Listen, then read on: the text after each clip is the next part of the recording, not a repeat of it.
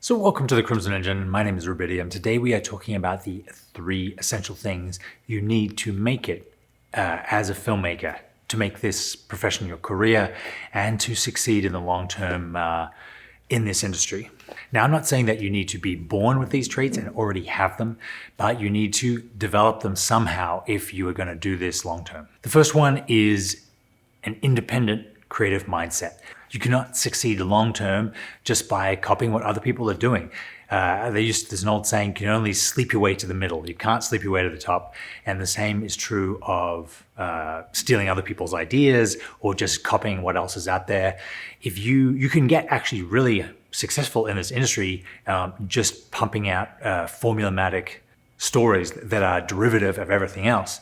But once you make that film, and it may have marketing dollars behind it, or once you make that commercial that's exactly like every other commercial in that genre, no one is going to pay a premium for that. They're just going to hire the next guy that comes along or the next girl that comes along that does exactly the same thing that you're doing. So I've met plenty of people who have done what they thought was the formula to get into the top echelons of filmmaking in whatever industry, documentary, commercial, industrial, feature, music videos. They did what they thought were all the elements to make them successful, but they didn't innovate at all. They didn't have their own perspective. And they got their one shot. They were able to produce something successful. And then their clients just went on to the next thing. Because if you aren't innovating, if you're not putting your own touch on things and having your own perspective, then you're just a commodity. Now, a lot of people will take this too far and try and do something so creative and so off the map that people look at it and can't even understand what they're trying to communicate. I'm sure every one of us have seen a short film or a typically foreign feature film where we finished watching it and just went, what? So you can take this too far. You can be so independent and so creative that you leave behind the language of cinema and start, just composing what looks like to an outsider random images.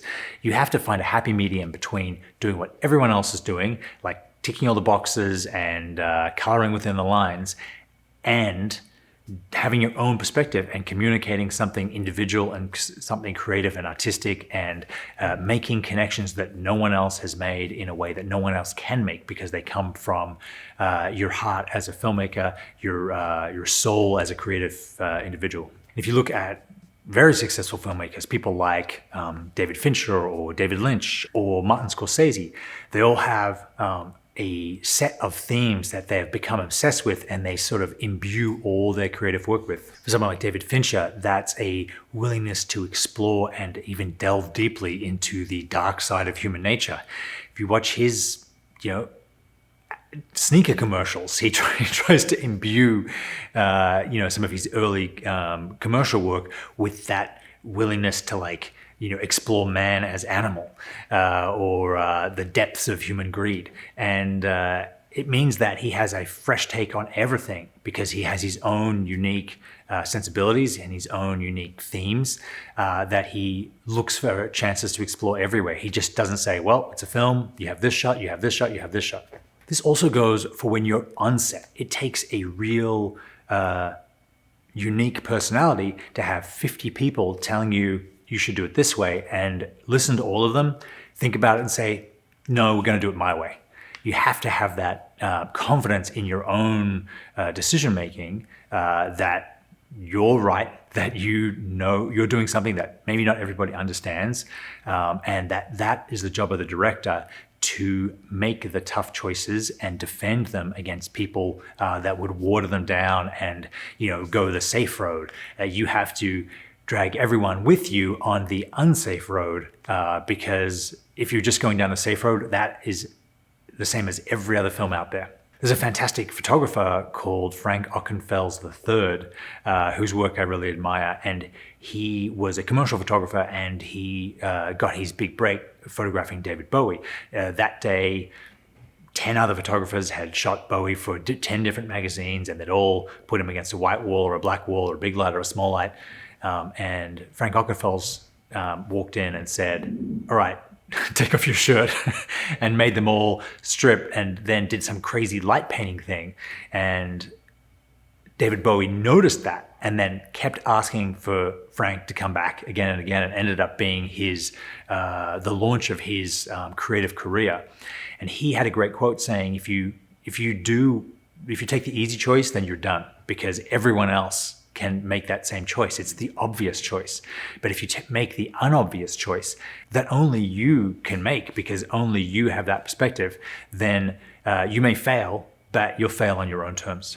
So number 2 is empathy, which seems quite distinct from number 1, may even seem to be the opposite of number 1. But what I mean is, when you're making films, when you're preparing to make films, or when you're trying to sell films, you often run up against opposition, or things don't go the way that you want them to go. Now, you can very easily say, damn it, get me someone else, or you're fired, or you can just keep looking for more options. But if you find that what you're getting from your BTS person, or your wardrobe, or your composers isn't what you want, it's time to put yourself in their shoes and look objectively at what you're telling them, and realize that you haven't, in your direction, you haven't given them what they need to do to give you what you need. You always want to be empathetic and be willing to look at things from the other person's perspective. I talk to a lot of directors, and they're mystified by directing actors. They're like, I give them all this direction, and what comes out gets worse and worse and worse. Well, if you can empathize with that position, and you're an actor, you've either had training or you haven't, you've learned the script as best you can, but you're nervous, you're in front of a camera and 15 to 20 other people just staring at you. Everyone's depending on you. This is your big break. This is the moment you've been waiting for. And then the director just keeps making you do take after take because he's not, or she's not, getting what she wants.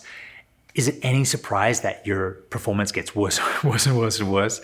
Especially when the director is like loading 15 things onto you and expect you to open or close a door with some kind of arcane intent, or do the scene in a totally different way than you've rehearsed it, or to make a choice for the character that you don't really understand.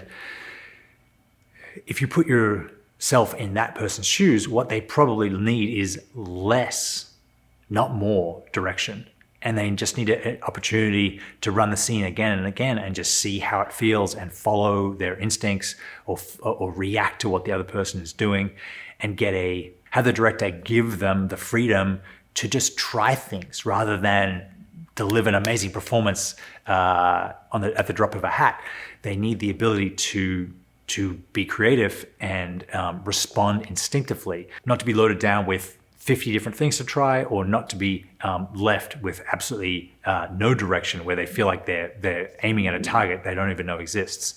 Short little commercial here, but if you have a Canon camera, or are interested in getting a result like this, definitely check out Canon Masterclass. I have classes on every Canon cinema camera, as well as cinematography, directing, and a bunch of other stuff. So the link's in the description, and if you found this helpful, check it out. The third and final thing that you need to make a career in filmmaking is patience. I don't think I made a single dollar from my filmmaking in the first 6 or 7 years.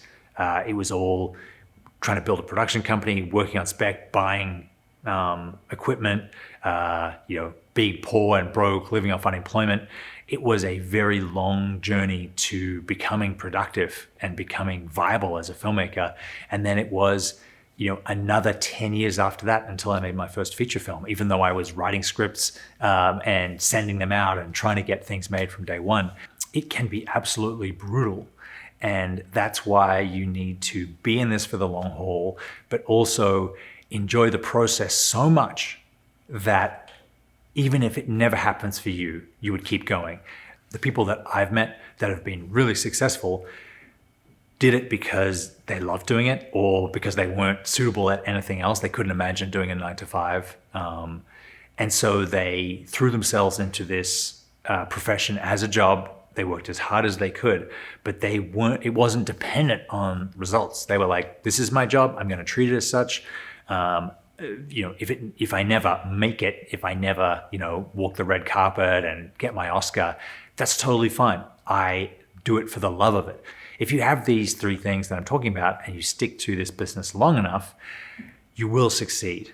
But it's about toughing it out that entire time. Most of the people in this business, I have to say, come from backgrounds where they didn't need to support themselves with filmmaking. They had other forms of income. Personally, I didn't have that sort of background, and it did take a long time, but it did pay off in the end. So essentially, you need to be committed to this as something that you're going to do with the next at least decade of your life, and not be hoping for quick success, because far too many people get into this as a hobby, think that it's going to, money is going to rain down from the sky. And maybe they do hit some success early on, but when that doesn't repeat itself, they get disheartened and go off and do something else. It really is not for the faint-hearted. It is for something that you choose and a path you walk for a really long time before it pays off, so to speak. But really, the work itself is payment. If you love doing this, and I do. They are my three things that you need to make it as a filmmaker. Thank you very much for watching. I will see you next time.